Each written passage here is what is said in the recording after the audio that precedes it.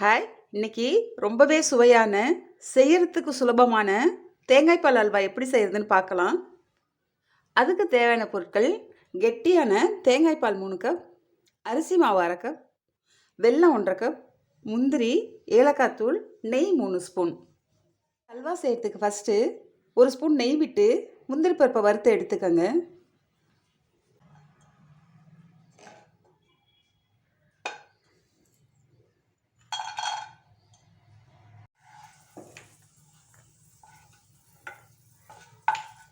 Of பண்ணிவிட்டு இந்த பேனில் தேங்காய் பால், வெல்லம்,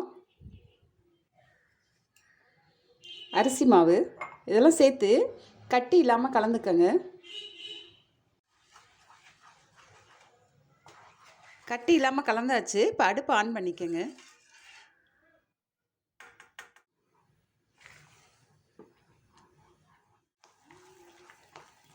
இப்போ 1 ஸ்பூன் நெய்யும் முந்திரி ஏலக்காய் தூள் சேர்த்துக்கங்க.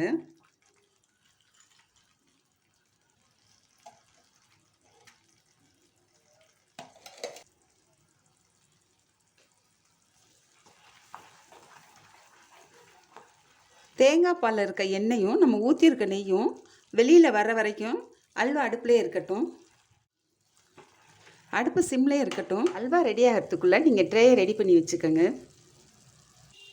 1 ஸ்பூன் நெய் விட்டு எல்லா பக்கமும் படுற மாதிரி தடவிக்கங்க.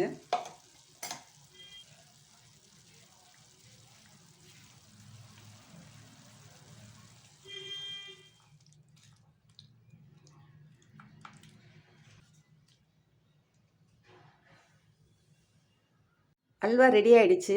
இதை 1 மணி நேரம் போல் ஆற விட்டு அப்புறமா கட் பண்ணிக்கோங்க.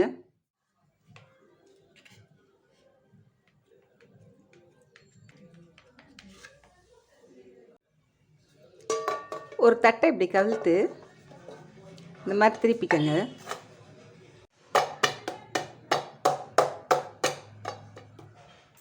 அவ்வளோதான், ரொம்பவே சூப்பரான தேங்காய் பால் அல்வா ரெடி ஆகிடுச்சு.